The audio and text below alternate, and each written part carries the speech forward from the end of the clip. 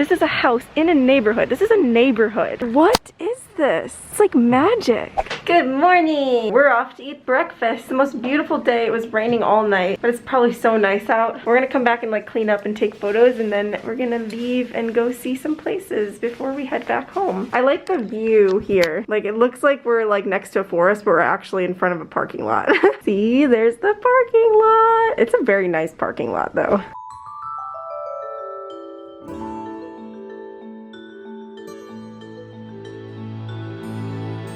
This whole building is like they've been adding and expanding, so like it feels really weird. Like some places are smaller, some ceilings are higher, some hallways are like they feel different. I don't know, it's just like everything's very like uneven. In my life, I want to manifest a home that intertwines a Western and Japanese style. I was always infatuated by the history of both my own country and Japan. Something called me to this place, and by being here, I ultimately raised my whole vibe in hopes that I will be able to implement the beauty and art of Japan into my Western-style home someday. The breakfast today involved French cutlery and a choice between Japanese and Western-style foods. Ryuji got his first, and it was a gorgeous bento box full of fish, fresh vegetables, and rice, and I opted for the Western meal. Although I had a bit of an allergic reaction to the eggs, it was the best thing I ever tasted, no regrets. Breakfast is my favorite meal of the day. It sets the tone for the day and kickstarts your productivity cycle.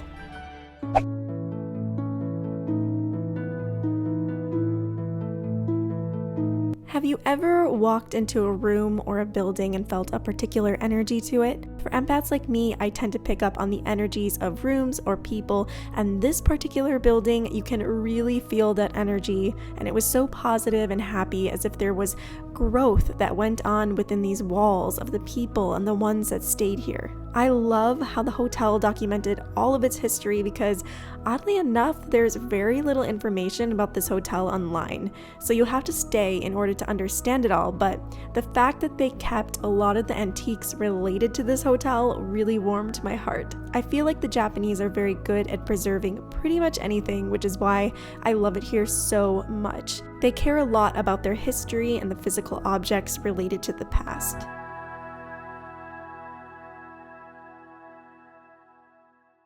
Goodbye, hotel. Goodbye. Bye, I'm gonna stay here. No, you cannot. We were on our way to the Toshogu Shrine, a World Heritage Site built before the 1600s. This was our first adventure of the day. Alright, it is day 2 of Nikko. We're going to the Toshogu Shrine, I think it's called. Temple? Shrine? We're gonna go to the World Heritage Site, and it's a very beautiful day, so let's go.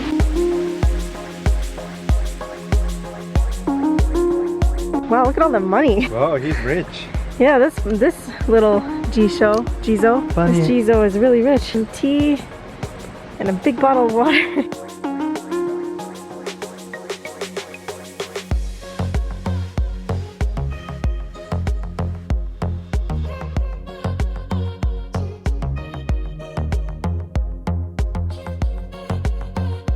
Within this shrine lies Tokugawa Ieyasu, the man who conquered Japan. What I love about this gorgeous shrine is the detail. The carvings, paintings, and statues within every crevice of the 55 buildings standing here. They tell stories of the past. Video couldn't even capture the beauty of this shrine. You have to see it for yourself to feel that wow factor. This really ties into the Ikigai lifestyle. Whoever worked on this shrine and made it so beautiful had the Ikigai to complete it and make it a work of art. The thing about this shrine is that it fits into the world of wabi-sabi. The beauty of its old age reminds us of our own mortality. We're constantly surrounded by reminders of our own mortality, and the truth is, we fear aging. We try to ward it off at all costs. People are constantly searching for ways to stay younger, but if you adopt a life according to wabi-sabi, we learn to appreciate our imperfections and find beauty in it, just the way we appreciate the faded beauty of antiques and these shrines.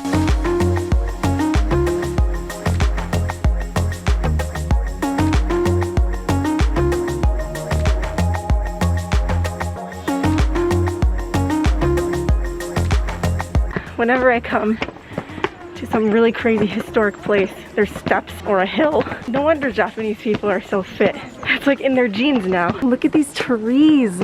They're ancient.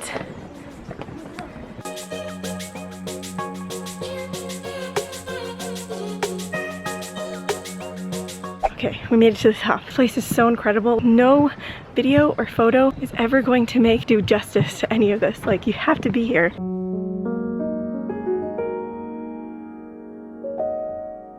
We have an all green tea vending machine. This is so funny. So funny. We are going down 200 flights, or 200 steps. Not flights of stairs. Oh my god, it's so beautiful.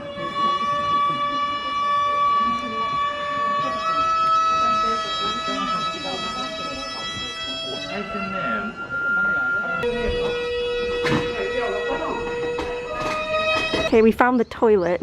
It's right there. Look how beautiful it is. It's a beautiful toilet. What a beautiful toilet. You're so handsome. Heading to a cafe that we wanted to go. We're gonna go see the ghost Jizo statues that I wanted to see. So I love this little route. Nobody here. Stones are so old. Like, I wonder if these were like man-made, like not man-made, but like, I think they were stacked on top of each other by people. A lot of these like barriers were made by people. So like, look at this moss covering it. You can just tell how old it is. This is like a fantasy. This is a dream. Exploring a little bit. Such old buildings. Oh, someone's house. I just love these little stones. Like, I don't know why I'm so obsessed with these little stones. Just like the neighborhoods of Nikko. This is so cool, you guys. This is what a neighborhood looks like. Look at this. Like, what is this? This is gorgeous. I'm just like so excited about this. Like, this is just so amazing. Houses here. And they're pretty spread far apart, like between the trees, and there's someone's house there. There's someone's house. Look at all those little stones.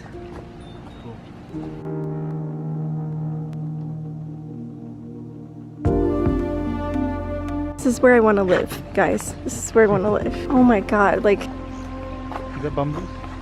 Huh? Hey, we can buy this land. Let's do it!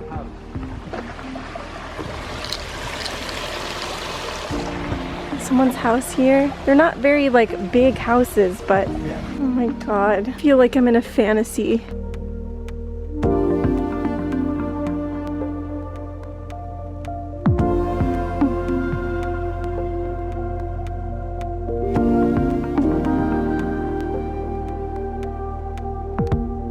I have never been in a neighborhood this beautiful and fantastical and like nature, like bamboo. There's bamboo. Look at that house. This is a house in a neighborhood. This is a neighborhood. What is this? It's like magic. There's like a freaking temple and a playground. Oh, that's not a temple. That's what is it? kindergarten. What?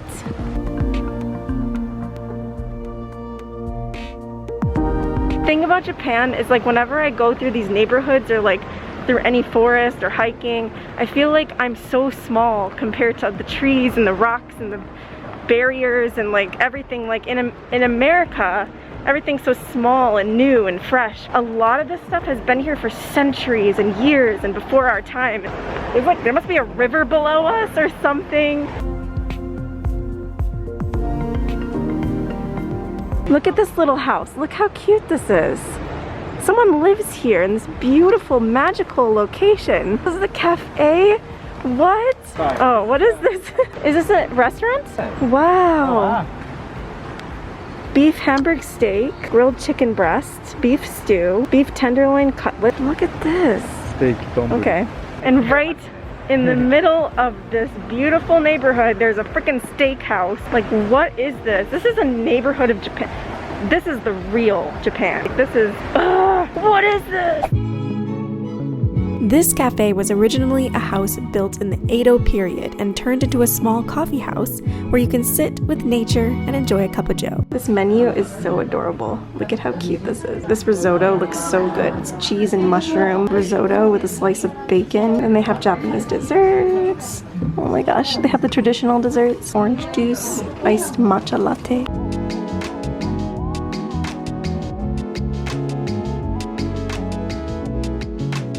We're at Hongu Cafe and I got the risotto. I said that's so weird. I got the cheese risotto with bacon and it looks so good. And then we got coffee, cafe latte, and regular coffee, and Yuji got a cheese tart. This place is so like retro but like old school Japan. The house was built in the Edo era, so it's like really old. I got a mosquito bite on my neck.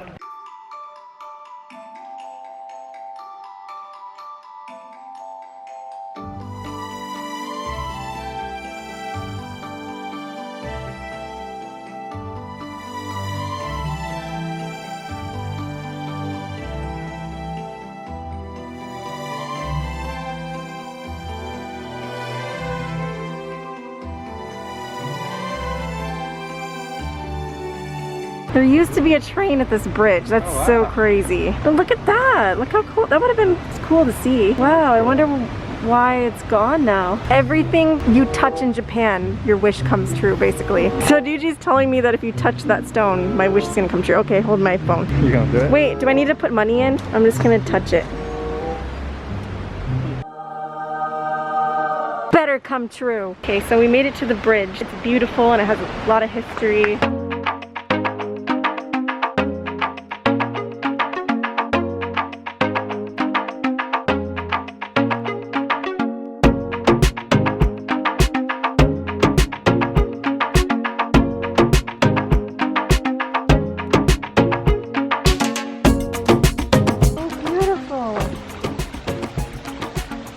Gorgeous. Oh my god.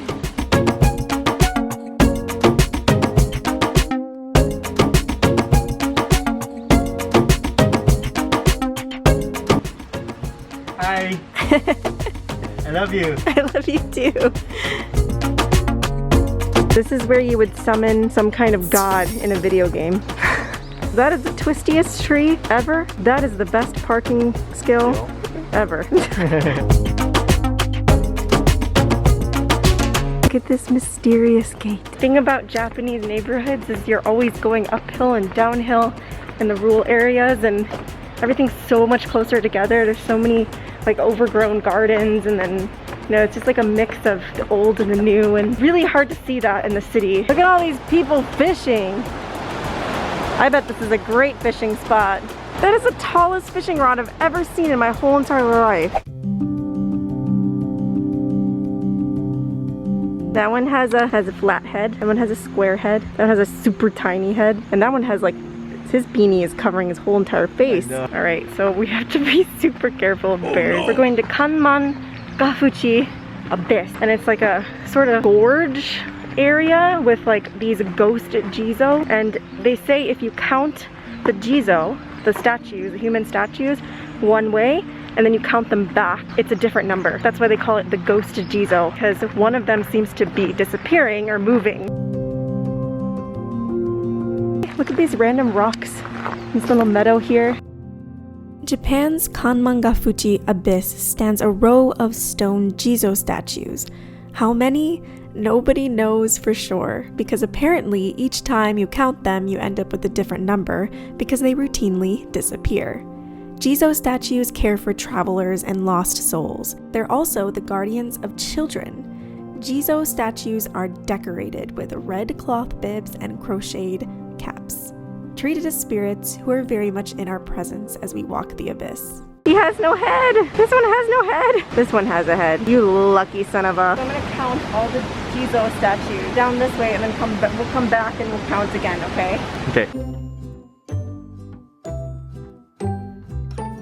1, 2, 3, 4, 5, 6, 7, 8, 9, 10. Got 25, 26, 27. Got this. 27. Okay. I feel like people just lose count. 28, 29, 30, 31, 32, 33, 34. Some of these don't even have faces. Like this one's number 34 and he has no face, not even a body. 25, 31, 32. I feel like I should just give up. 37? I don't know. Guys, we're gonna have to count again.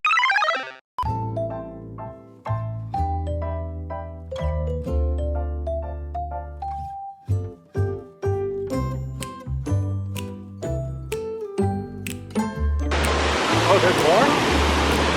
Oh,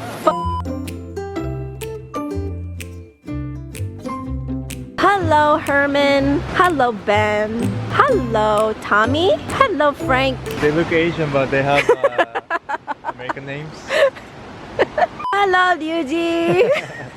Hey, that totally looks like me. I like how they still put something on him, even though he has no physical body left. This is so cool. No more bodies for these ones. These are like the older ones.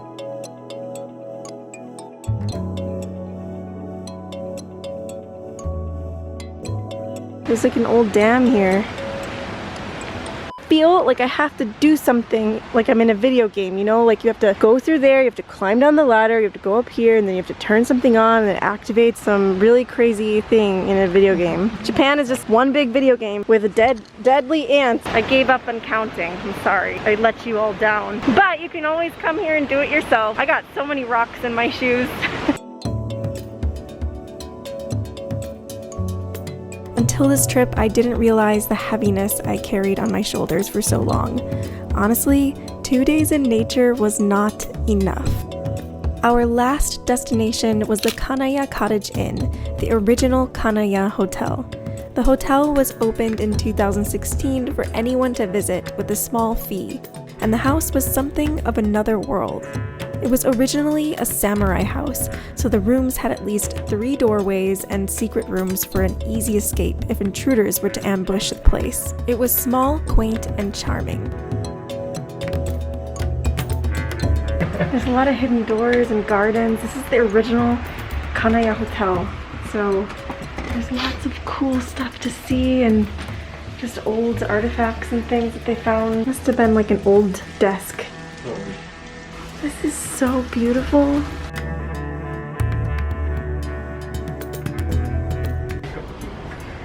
Whoa, it's like a hidden door. Guys, ghosts are in here. My camera's not focusing. This cottage was the start of the Kanaya Hotel we stayed at earlier, so it felt very special to be able to witness its birthplace. It is the end of our trip. I look horrendous and we're heading home and we're exhausted. Can't wait to just go home and sleep and start a diet because we've seen everything I've eaten. Okay, let's go home. Nikko will always hold a special place in my heart, and I plan to come back for a longer stay next time because we missed a lot. If you ever find yourself in Tokyo, Nikko is only a couple hours away and so worth it, especially if you crave to be closer to nature.